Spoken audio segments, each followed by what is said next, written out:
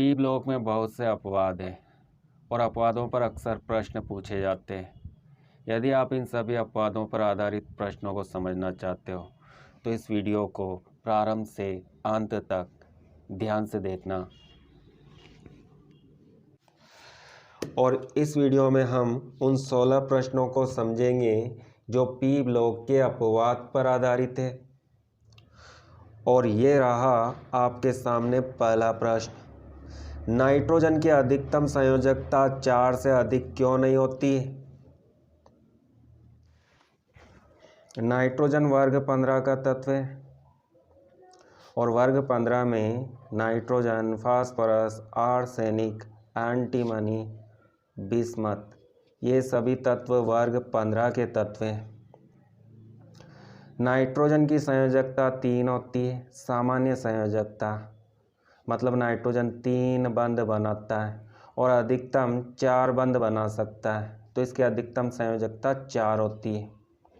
जबकि अन्य तत्वों की अधिकतम संयोजकता 5 होती है, मतलब अन्य तत्व 4 से अधिक बंध बना सकते हैं।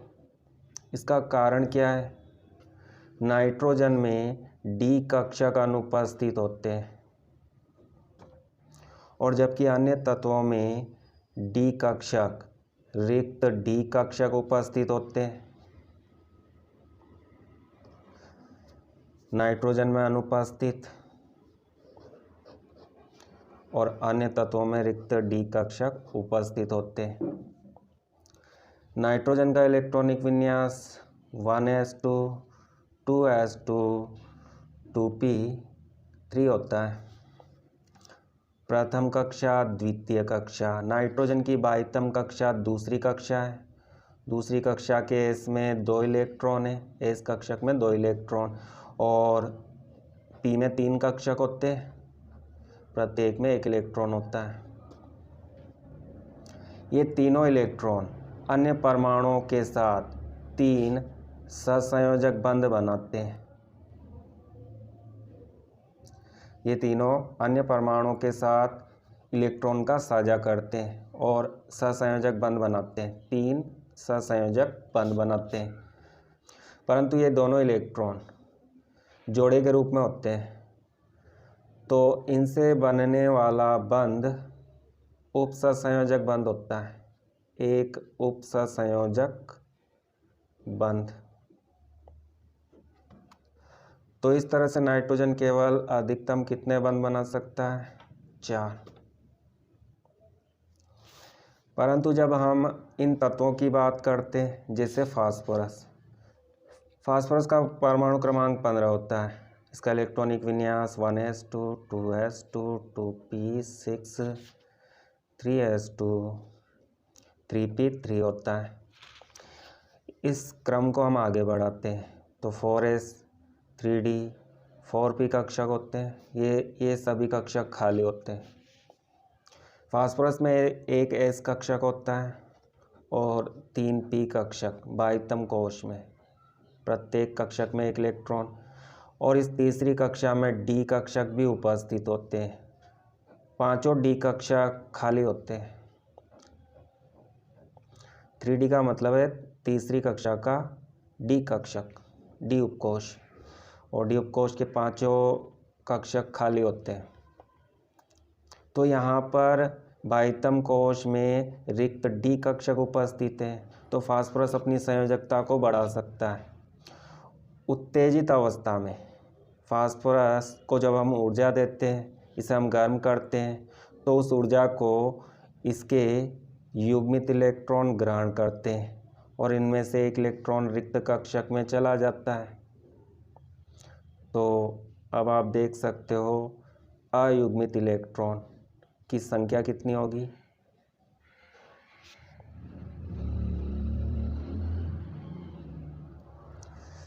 यहाँ से 1 इलेक्ट्रॉन इस रिक्त कक्षक में चला जाता है, तो यहाँ पर 5 अयुग्मित इलेक्ट्रॉन होते हैं और ये पांचों अयुग्मित इलेक्ट्रॉन अन्य परमाणुओं के साथ साझा करके कितने बंध बना सकते हैं? 1 2 3 4 5। तो नाइट्रोजन की अधिकतम संयोजकता 4 से अधिक नहीं होती, क्योंकि नाइट्रोजन में रिक्त डी कक्षक अनुपस्थित होते हैं, जबकि अन्य तत्वों की अधिकतम संयोजकता 5 होती है, 4 से अधिक होती है, क्योंकि इनमें रिक्त डी कक्षक उपस्थित होता है। अगला प्रश्न देखते हैं। नाइट्रोजन NCl3 बनाता है, परंतु NCl5 नहीं बनाता। यहाँ पर नाइट्रोजन की संयोजकता 3 है और यहाँ पर नाइट्रोजन की संयोजकता 5 है, और अभी मैंने आपको बताया था कि नाइट्रोजन की अधिकतम संयोजकता 4 होती है, तो इसका मतलब नाइट्रोजन NCl5 नहीं बनाता। तो इस प्रश्न का उत्तर क्या होगा? नाइट्रोजन में रिक्त डी कक्षक अनुपस्थित होते हैं, नाइट्रोजन की अधिकतम संयोजकता 4 होती है, इस कारण नाइट्रोजन NCl5 नहीं बनाता। अगला प्रश्न, NH3 जल में विलय होता है, जबकि PH3 जल में विलय नहीं होता है। दोस्तों, बहुत ही अच्छा प्रश्न है। क्या आप इसका उत्तर बता सकते हो? NH3 के अणु जल के अणुओं के साथ हाइड्रोजन बंध बनाते हैं, जबकि PH3 के अणु जल के अणुओं के साथ हाइड्रोजन बंध नहीं बनाते। इसी कारण NH3 जल में घुल जाता है, PH3 जल में नहीं घुलता। परंतु आपको कैसे पता चलेगा कि कौन से अणु हाइड्रोजन बंध बनाते हैं और कौन से अणु हाइड्रोजन बंध नहीं बनाते? दोस्तों, इस ट्रिक को याद रखना। वे सभी अणु जिनमें फ्लूओरीन या ऑक्सीजन या नाइट्रोजन परमाणु होते हैं और इनके साथ हाइड्रोजन परमाणु जुड़ा होता है, तो ऐसे सभी अणुओं के बीच हाइड्रोजन बंध पाया जाता है। NH3 में नाइट्रोजन के साथ हाइड्रोजन जुड़ा होता है, जल में ऑक्सीजन के साथ हाइड्रोजन जुड़ा होता है, तो NH3 और जल के अणुओं के बीच में हाइड्रोजन बंध पाया जाता है। अमोनिया जल के अणुओं के साथ हाइड्रोजन बंध बना लेता है। इस हाइड्रोजन बंध के कारण अमोनिया जल में अधिक घुलता है, अधिक विलय होता है,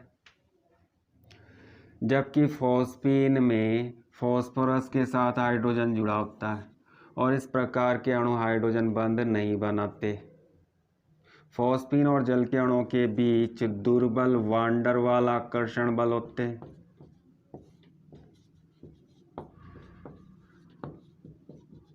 जबकि हाइड्रोजन बंध प्रबल वान डेर वाल बल होता है। सभी वान डेर वाल बलों में हाइड्रोजन बंध प्रबल होता है, तो अमोनिया जल में विलय हो जाती है, जबकि फॉस्फीन जल में अविलय होता है या बहुत कम घुलता है। आप इसे अल्प विलय भी बोल सकते हो। नाइट्रोजन गैस अक्रिय गैस है, क्यों? N2 अणु की संरचना को इस तरह से बनाते हैं। नाइट्रोजन के दोनों परमाणुओं के बीच 3 बंध होते हैं, जिनमें से 2 पाई बंध होते हैं और 1 सिग्मा बंध होता है। नाइट्रोजन परमाणु का आकार छोटा होता है। छोटे आकार के कारण नाइट्रोजन स्वयं के साथ p अतिव्यापन करता है और इस अतिव्यापन के कारण पाई बंध का निर्माण होता है।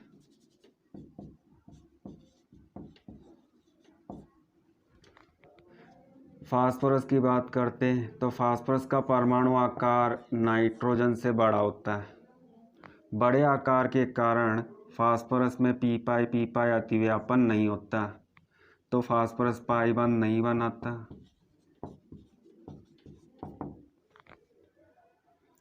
फास्फोरस के परमाणुओं के बीच केवल 1 बंध बनता है। इस तरह से फास्फोरस के परमाणु एक बंध बनाते हैं एक दूसरे के साथ, और ऐसे 4 फास्फोरस के परमाणु आपस में जुड़ जाते हैं। सभी परमाणु एकल बंध के द्वारा आपस में जुड़ते हैं। इस अणु को हम P4 अणु लिखते हैं। एकल बंध को तोड़ना आसान होता है। एकल बंध को तोड़ने के लिए आवश्यक ऊर्जा का मान कम होता है, परंतु नाइट्रोजन में दोनों परमाणुओं के बीच 3 बंध होते हैं। इन तीनों बंधों को तोड़ने के लिए अधिक ऊर्जा की आवश्यकता होती है। नाइट्रोजन की बंध वियोजन एंथैल्पी अधिक होती है। इसी कारण नाइट्रोजन का अणु अक्रिय होता है, इसकी क्रियाशीलता कम होती है। रासायनिक अभिक्रियाओं में क्या होता है? रासायनिक अभिक्रियाओं में पुराने बंध टूटते हैं और नए बंधों का निर्माण होता है, परंतु नाइट्रोजन के अणु में 3 बंध होते हैं जिनको तोड़ने के लिए अधिक ऊर्जा की आवश्यकता होती है, तो नाइट्रोजन की क्रियाशीलता कम होती है। NH3 में बंध कोण PH3 से अधिक क्यों होता है? NH3 और PH3 की संरचना त्रिकोणीय द्विपिरामिडी होती है। इस तरह से नीचे एक त्रिकोण होता है और इस त्रिकोण के ऊपर एक पिरामिड होता है, तो इसे हम त्रिकोणीय द्विपिरामिडी संरचना बोलते हैं। इन दोनों संरचनाओं को देखो। यहाँ पर बंध कोण, बंधों के बीच का कोण अधिक होता है, जबकि PH3 में बंधों के बीच का कोण कम होता है। तो बंध कोण कम होने का कारण क्या है? नाइट्रोजन का परमाणु आकार छोटा है और फास्फोरस का परमाणु आकार बड़ा है, तो नाइट्रोजन की विद्युत ऋणता अधिक है। परमाणु आकार छोटा होने से परमाणु की विद्युत ऋणता अधिक होती है। प्रत्येक बंध में 2 इलेक्ट्रॉन होते हैं। इसी तरह यहाँ पर प्रत्येक बंध में 2 इलेक्ट्रॉन होते हैं। अधिक विद्युत ऋणता के कारण नाइट्रोजन बंध के इलेक्ट्रॉनों को अपनी ओर आकर्षित करता है, तो प्रत्येक बंध के इलेक्ट्रॉन नाइट्रोजन के समीप आ जाते हैं।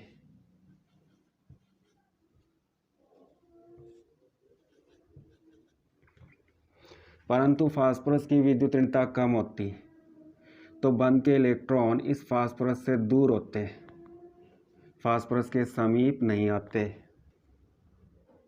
जब बंध के इलेक्ट्रॉन नाइट्रोजन के समीप आ जाते हैं तो एक दूसरे के भी समीप आ जाते हैं। इलेक्ट्रॉनों में क्या होता है? प्रतिकर्षण होता है, क्योंकि इलेक्ट्रॉन पर समान आवेश होता है। जब इलेक्ट्रॉन एक दूसरे के समीप आ जाते हैं तो बंध के इलेक्ट्रॉनों में प्रतिकर्षण होता है, मतलब बंधों के बीच प्रतिकर्षण होता है।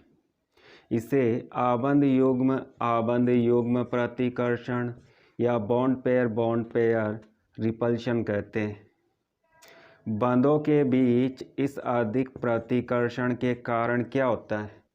बंध एक दूसरे से दूर चले जाते हैं। ये बंध एक दूसरे से दूर चले जाते हैं क्योंकि बंधों के बीच में प्रतिकर्षण अधिक होता है। तीनों बंध एक दूसरे से दूर चले जाते हैं तो बंध कोण अधिक होता है। यहाँ पर बंधों के बीच प्रतिकर्षण कम होता है क्योंकि बंध के इलेक्ट्रॉन इस फास्फोरस से दूर होते हैं, तो एक दूसरे से भी दूर होते हैं, तो इनके बीच प्रतिकर्षण कम होता है। प्रतिकर्षण कम होने के कारण ये बंध एक दूसरे के समीप आ जाते हैं, तो यहाँ पर बंध कोण कम हो जाता है। NH3 का गलनांक और क्वथनांक PH3 से अधिक क्यों होता है? NH3 के अणुओं के बीच हाइड्रोजन बंध पाया जाता है, जिसे हम इस प्रकार से प्रदर्शित करते हैं।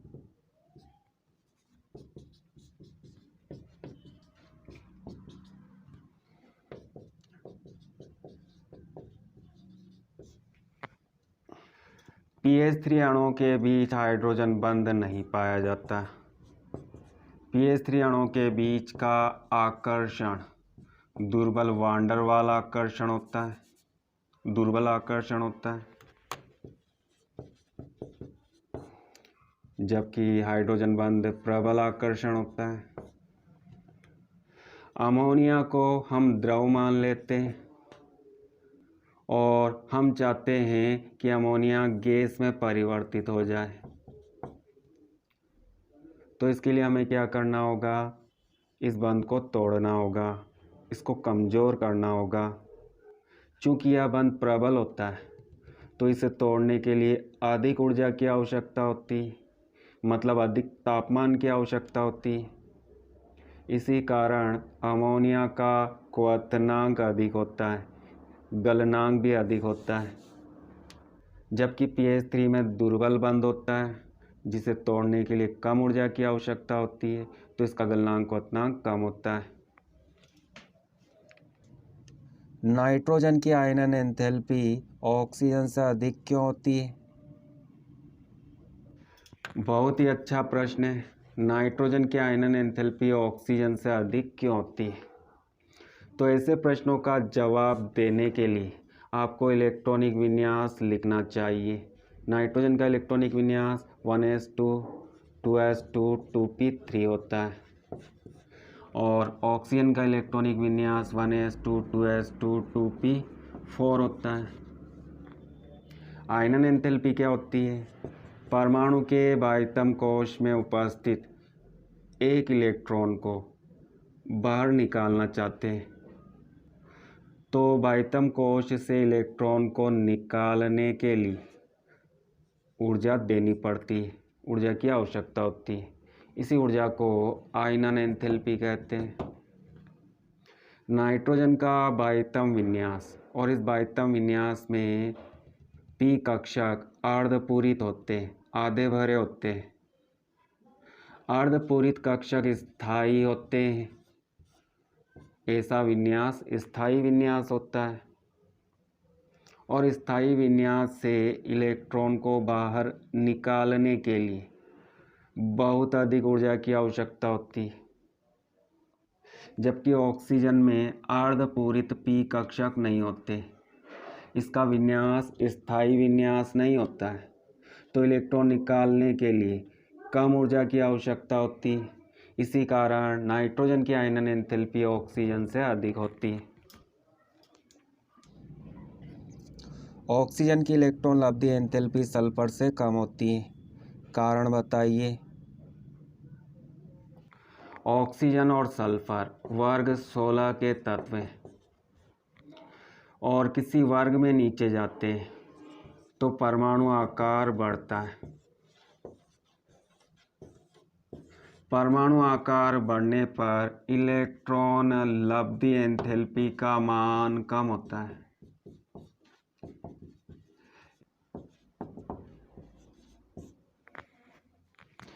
इलेक्ट्रॉन लब्धि एंथैल्पी क्या होती है? यह आयनन एंथैल्पी का उल्टा होती है। परमाणु के बाह्यतम कोश से इलेक्ट्रॉन निकालने के लिए ऊर्जा की आवश्यकता होती है, ऊर्जा देनी पड़ती है, जिसे हम आयनन एंथैल्पी बोलते हैं। परंतु अब हम उल्टा करते हैं, परमाणु के बाह्यतम कोश में इलेक्ट्रॉन को जोड़ते हैं तो इलेक्ट्रॉन जोड़ने पर ऊर्जा निकलती है। इस निकलने वाली ऊर्जा को कहते हैं इलेक्ट्रॉन लब्धि एंथैल्पी और यह ऋणात्मक होती है। निकलने वाली ऊर्जा को हम ऋणात्मक ऊर्जा मानते हैं तो इलेक्ट्रॉन लब्धि एंथैल्पी ऋणात्मक होती है।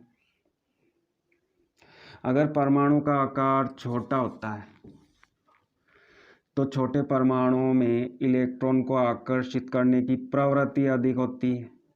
छोटे परमाणु सरलता से इलेक्ट्रॉन को ग्रहण कर लेते हैं, मतलब सरलता से इलेक्ट्रॉन जुड़ सकता है तो ज़्यादा से ज़्यादा ऊर्जा निकलती है, तो छोटे परमाणुओं की इलेक्ट्रॉन लब्धि एंथैल्पी अधिक होती है। तो आकार के अनुसार देखते हैं तो ऑक्सीजन का आकार छोटा है तो इसकी इलेक्ट्रॉन लब्धि एंथैल्पी को सल्फर से अधिक होना चाहिए, परंतु ऐसा नहीं होता है। ऑक्सीजन की इलेक्ट्रॉन लब्धि एंथैल्पी सल्फर से कम होती है। तो इसका कारण क्या है, इसी कारण को हमें समझना है। इन सभी परमाणुओं के बाह्यतम कोश में 6 इलेक्ट्रॉन होते हैं।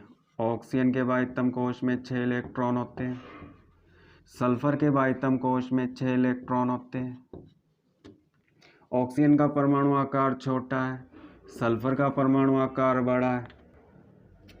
आकार छोटा होने के कारण 6 इलेक्ट्रॉन एक छोटे से स्थान में फंसे हुए होते हैं, एक दूसरे के बहुत अधिक समीप होते हैं क्योंकि आकार छोटा है। छोटे आकार में इलेक्ट्रॉन के लिए स्थान की कमी होती है, तो इन इलेक्ट्रॉनों में प्रतिकर्षण होता है, जिसे आंतर इलेक्ट्रॉनिक प्रतिकर्षण कहते हैं। यहाँ पर 6 इलेक्ट्रॉन एक बड़े स्थान में होते हैं, तो एक दूसरे से दूर दूर होते हैं, तो इलेक्ट्रॉनों के बीच प्रतिकर्षण कम होता है। ऑक्सीजन के छोटे आकार के कारण इलेक्ट्रॉन के बीच प्रतिकर्षण अधिक होता है और बाहर से हम इलेक्ट्रॉन जोड़ना चाहते हैं, 7वां इलेक्ट्रॉन हम बाहर से जोड़ना चाहते हैं, तो यहाँ पर स्थान की कमी होती है, इनके बीच प्रतिकर्षण होता है, तो ये इलेक्ट्रॉन इस इलेक्ट्रॉन को प्रतिकर्षित करते हैं, तो इलेक्ट्रॉन को जोड़ना बहुत कठिन हो जाता है। और जब इलेक्ट्रॉन सरलता से नहीं जुड़ते तो निकलने वाली ऊर्जा का मान बहुत कम होता है। इसी कारण ऑक्सीजन की इलेक्ट्रॉन लब्धि एंथैल्पी सल्फर से कम होती है। तो प्रश्न का उत्तर क्या होगा? ऑक्सीजन का परमाणु आकार छोटा होता है।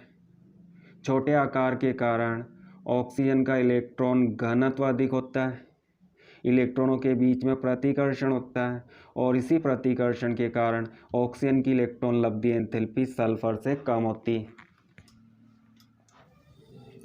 जल का गलनांक और क्वथनांक अपने वर्ग के तत्वों के हाइड्राइड से अधिक क्यों होता है? जल द्रव होता है जबकि H2S गैस होती है, कारण बताइए। दोस्तों, ये दोनों प्रश्न बहुत ही सरल है और बहुत ही महत्वपूर्ण है। जल के अणुओं में हाइड्रोजन बंध पाया जाता है जो एक प्रबल अंतराण्विक बल है। प्रबल हाइड्रोजन बंध के कारण इसका गलनांक और क्वथनांक अधिक होता है, तो कमरे के ताप पर जल द्रव होता है, जबकि हाइड्रोजन सल्फाइड के अणुओं के बीच में हाइड्रोजन बंध नहीं पाया जाता है, तो इसका गलनांक और क्वथनांक कम होता है। कमरे के ताप पर यह गैस अवस्था में पाई जाती है। आयोडीन अधातु है परंतु इसमें धात्विक चमक होती है, क्यों? दोस्तों, आयोडीन वर्ग 17 का तत्व है।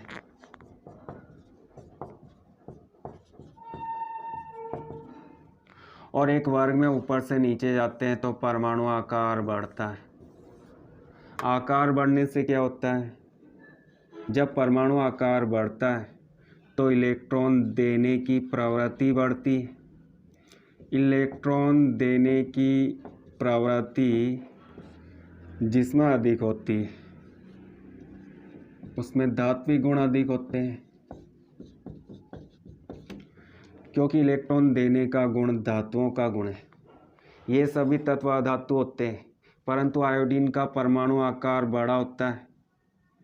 आकार बड़ा होने के कारण आयोडीन में इलेक्ट्रॉन देने की प्रवृत्ति अधिक होती है, तो आयोडीन में धात्विक गुण आ जाते हैं। आयोडीन में धातुओं के समान चमक होती है, सभी धातुओं में धात्विक चमक होती है, तो आयोडीन में भी चमक होती है। अधातु होते हुए भी आयोडीन में धात्विक चमक होती है, क्योंकि इसका परमाणु आकार बड़ा है, इसमें इलेक्ट्रॉन देने की प्रवृत्ति अधिक है।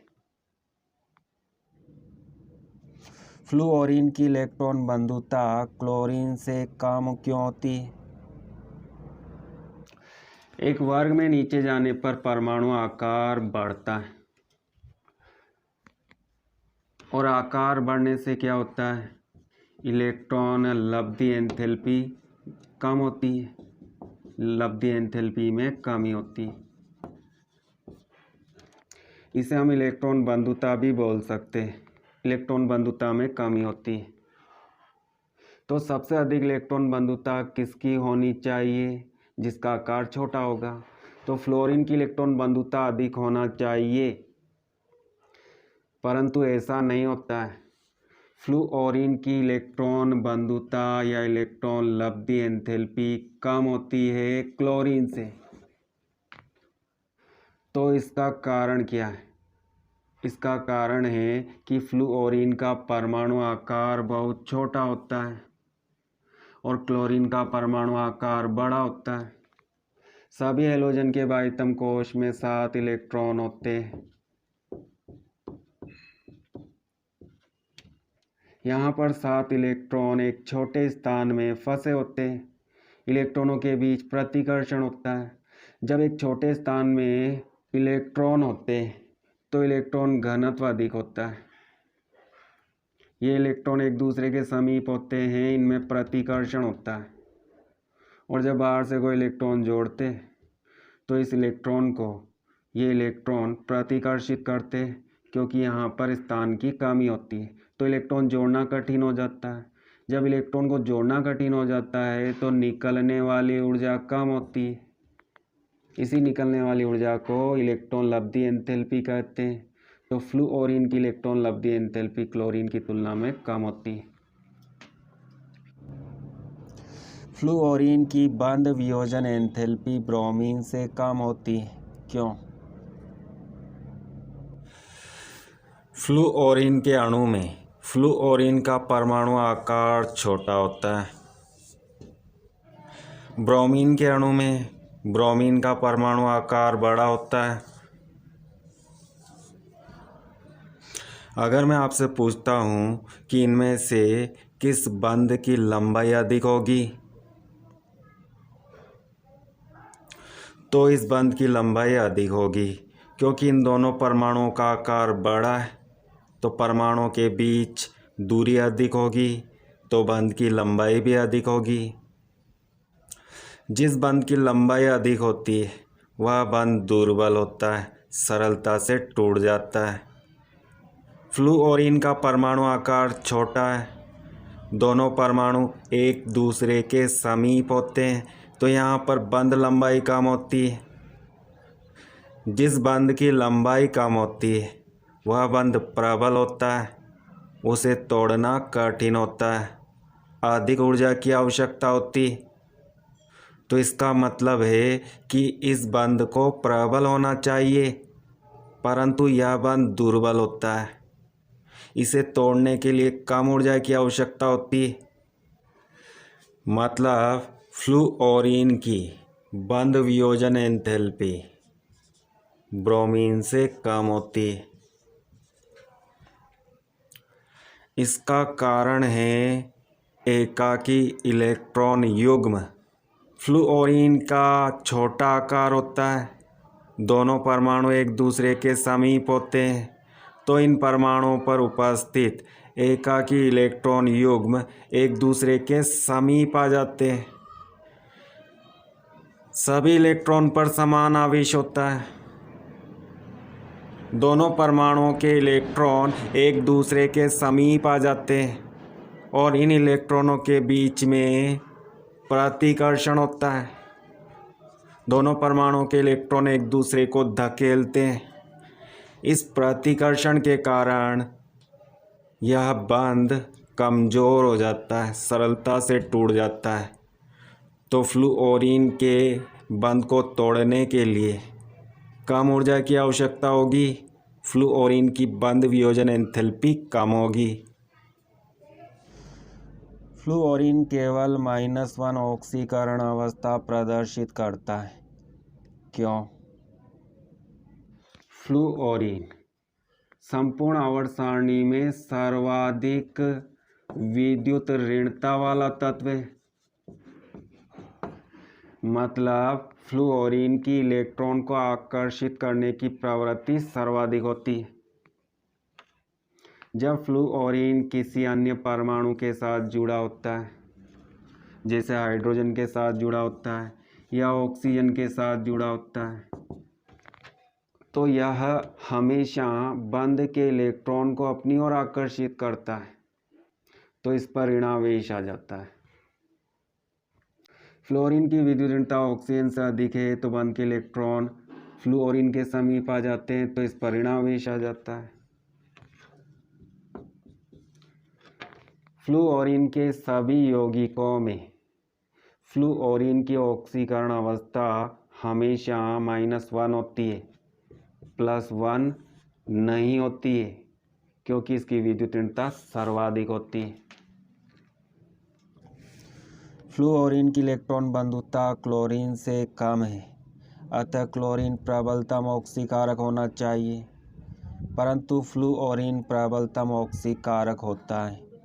कारण बताइए। दोस्तों, किसी भी पदार्थ के ऑक्सीकारक गुण इलेक्ट्रॉन बंधुता पर निर्भर करते हैं। अभी हमने देखा था कि फ्लोरीन की इलेक्ट्रॉन बंधुता क्लोरीन से कम होती है। इलेक्ट्रॉन बंधुता कम होती है तो क्या होगा? इलेक्ट्रॉन बंधुता कम होने से फ्लोरीन को दुर्बल ऑक्सीकारक होना चाहिए और क्लोरीन को प्रबल ऑक्सीकारक होना चाहिए, परंतु ऐसा नहीं होता है। फ्लोरीन की इलेक्ट्रॉन बंधुता कम होती है, परंतु फ्लोरीन क्लोरीन की तुलना में प्रबल ऑक्सीकारक होता है। तो इसका कारण क्या है?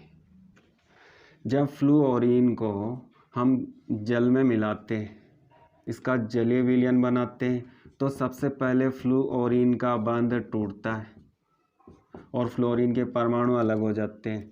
तो यहाँ पर हमें आवश्यकता होती है बंध वियोजन एंथैल्पी की, और यह एंथैल्पी धनात्मक होती है, मतलब यहाँ पर ऊर्जा की आवश्यकता होती है। इसके बाद फ्लोरीन का परमाणु इलेक्ट्रॉन ग्रहण करता है और ऋणायन बनाता है। फ्लोरीन में एक इलेक्ट्रॉन जुड़ता है, तो इलेक्ट्रॉन जुड़ने पर ऊर्जा निकलती है। यह निकलने वाली ऊर्जा इलेक्ट्रॉन लब्धि एंथैल्पी होती है। इसी को हम इलेक्ट्रॉन बंधुता कहते हैं, और यह नेगेटिव होती है क्योंकि यह निकलती है, परंतु इसका मान बहुत कम होता है। जैसा कि मैंने अभी बताया, फ्लोरीन की इलेक्ट्रॉन लब्धि एंथैल्पी क्लोरीन की तुलना में कम होती है। जब फ्लोरीन का ऋणायन बनता है, तो यह ऋणायन जल के अणुओं को आकर्षित करता है, क्योंकि जल का अणु ध्रुवीय होता है। ऑक्सीजन पर थोड़ा ऋणावेश, हाइड्रोजन पर धनावेश होता है, तो जल के अणु का धनावेशित सिरा इस ऋणावेशित फ्लोरीन से आकर्षित होता है, तो फ्लोरीन का आयन फ्लोरीन के इस ऋणायन को जल के अणु घेर लेते हैं। जब कोई आयन जल के अणु से जुड़ जाता है, तो इसे हम जलयोजन कहते हैं, और जलयोजन में ऊर्जा बाहर निकलती है। इस ऊर्जा को जलयोजन एंथैल्पी कहते हैं। चूंकि यह बाहर निकलती है, तो इसका मान नेगेटिव होता है। फ्लोरीन की जलयोजन एंथैल्पी का मान बहुत अधिक होता है। फ्लोरीन की इलेक्ट्रॉन लब्धि एंथैल्पी मतलब इलेक्ट्रॉन बंधुता कम होती है, परंतु जलयोजन एंथैल्पी का मान बहुत अधिक होता है। यहाँ पर कम ऊर्जा बाहर निकलती है, परंतु यहाँ पर अधिक ऊर्जा बाहर निकलती है। उच्च जलयोजन एंथैल्पी के कारण फ्लोरीन प्रबल ऑक्सीकारक होता है। तो इस प्रश्न के उत्तर में आप क्या लिखोगे? फ्लोरीन की इलेक्ट्रॉन लब्धि एंथैल्पी कम होती है, परंतु उसकी जलयोजन एंथैल्पी अधिक होती है। इसी कारण फ्लोरीन प्रबल ऑक्सीकारक होता है। फ्लोरीन अपने प्रबल ऑक्सीकारक गुण को जल के अंदर प्रदर्शित करता है।